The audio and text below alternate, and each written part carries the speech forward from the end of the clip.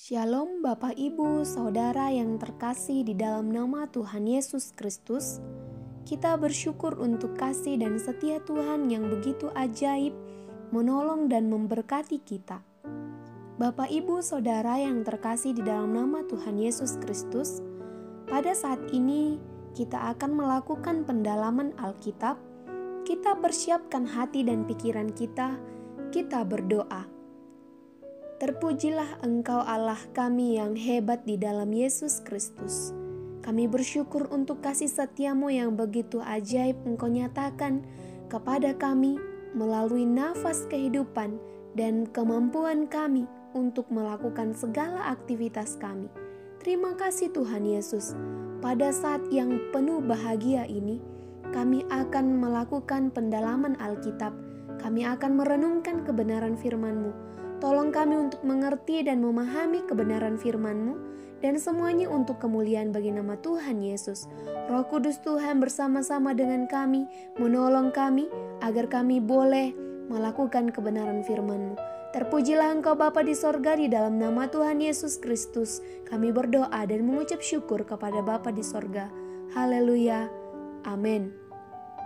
Bapak Ibu Saudara yang terkasih di dalam nama Tuhan Yesus Kristus, tema pendalaman Alkitab kita pada saat ini adalah Tuhan Yesus adalah penolong dalam ujian. Karena kita tahu penebus kita adalah hidup di dalam kitab Ayub.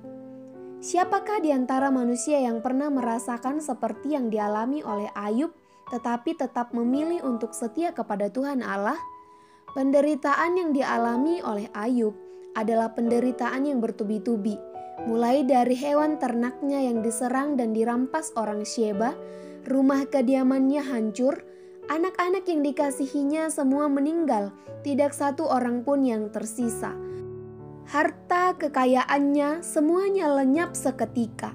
Bahkan lebih parah, bara yang busuk dari telapak kakinya sampai ke batu kepalanya. Sahabat-sahabat dan istrinya mengejek dia, bahkan menyarankan Ayub untuk meninggalkan Tuhan Allah. Sekalipun Ayub merasakan semua penderitaan itu, ia tidak akan meninggalkan Tuhan Allah, sebab dia sadar bahwa hanya Tuhan Allah yang sanggup menolong Ayub di dalam menghadapi ujian yang sedang menimpanya. Dan Ayub sadar bahwa hanya Tuhan Allah yang menebus hidupnya dari beratnya ujian yang dihadapinya. Sehingga seberat apapun masalah yang dihadapi Ayub, Ayub tetap memilih setia kepada Allah yang menebusnya, yaitu Allah yang hidup, yang tidak tinggal diam di dalam ujian yang dihadapi anaknya Ayub. Sang penebus yang penuh kuasa akan mengangkat dan menebus Ayub dari semua ujian itu, sehingga pada akhirnya Ayub tetap percaya penebus itu akan menolongnya dalam melewati ujian. Dan semua terbukti, Ayub tetap setia di dalam ujian yang dihadapinya karena Tuhan Allah ada bersama dengan dia. Dan Tuhan Allah ataupun penebus memberikan yang terbaik juga bagi Ayub, yakni anak-anaknya yang sudah meninggal, Tuhan Allah bangkitkan lagi. Dan semua harta bendanya yang sudah lenyap dikembalikan Tuhan Allah sebanyak 2 kali lipat. Ini menunjukkan bahwa Ayub tahu kalau penebus itu ada dan nyata, bahkan yang terutama adalah hidup. Tuhan Yesus merupakan seorang penebus yang penuh dengan kasih, melindungi, membela, menolong dalam masa-masa kesulitan manusia yang Ia kasihi, dan membenarkan orang yang menderita. Ketika kita mengalami penderitaan, ujian yang berat, bahkan persoalan hidup yang berat, dan Tuhan Yesus datang untuk menyelamatkan umatnya, menolong umatnya dari dosa dan kutukan, membebaskan manusia dari ketakutan akan kematian. Dan Tuhan Yesus memberikan kehidupan kekal, membenarkan orang-orang berdosa secara terbuka. Dan Tuhan Yesus adalah penebus yang ilahi, yang merupakan penebus yang hidup, yang mampu memberikan kekuatan kepada manusia dalam menghadapi ujian yang boleh Tuhan Yesus izinkan terjadi di dalam hidup manusia. Kita perhatikan di dalam Ayub 19 ayat yang ke-25. Allah yang menebus Ayub dari kesengsaraan, demikian juga Tuhan Yesus menebus manusia dari dosa. Allah adalah penebus yang hidup, yang menebus Ayub. Demikian juga Tuhan Yesus adalah penebus yang hidup, yang bangkit dari kematian, dan Tuhan Yesus yang menebus orang berdosa. Di dalam pendalaman Alkitab pada saat ini, ada beberapa pertanyaan yang perlu kita jawab. Yang pertama, mengapa Ayub percaya bahwa Tuhan Allah yang merupakan penebus? Di tengah-tengah penderitaan dan keputusasaan Ayub dengan iman yang besar percaya bahwa pada akhirnya Allah yang merupakan penebus akan membenarkan dia melalui imannya yang besar. Lihatlah, ia hendak membunuh aku, tak ada harapan bagiku. Namun aku hendak membela perilakuku di hadapannya. Kalau manusia mati, dapatkah ia hidup lagi? Maka aku akan menaruh harap selama hari-hari pergumulanku, sampai tiba giliranku. Maka engkau akan memanggil dan aku pun akan menyahut engkau. Engkau akan rindu kepada buatan tanganmu. Di dalam Ayub 14 ayat yang ke-14 sampai 15. Ini menunjukkan bahwa iman Ayub yang sangat besar dan penuh pengharapan kepada Allah yang merupakan penebus. Dan Allah tidak tinggal diam, tetapi Allah bertindak kepada Ayub di dalam kesesakan dan penderitaan yang dihadapinya, hingga akhirnya mendapatkan yang termegah dari Tuhan Allah yang merupakan penebus. Pertanyaan yang kedua, bagaimana Tuhan Yesus menebus manusia? Oleh karena kasih karunia manusia ditebus dan dibenarkan di dalam Tuhan Yesus. Tuhan Yesus menebus manusia dengan cuma-cuma, tidak meminta apapun sebagai imbalannya. Dan oleh kasih karunia telah dibenarkan dengan cuma-cuma karena penebusan dalam Kristus Yesus. Di dalam Roma 3 ayat yang ke-24. Tuhan Yesus menebus manusia berdosa dari kutuk dan hukum yang menyesatkan dunia ini dan yang membuat semua orang ketakutan di dalam menghadapi hidup. Kita boleh lihat di dalam Galatia 3 ayat 13, demikian firman Tuhan, Kristus telah menebus kita dari kutuk hukum Taurat dengan jalan menjadi kutuk karena kita. Sebab ada tertulis, terkutuklah orang yang digantung pada kayu salib.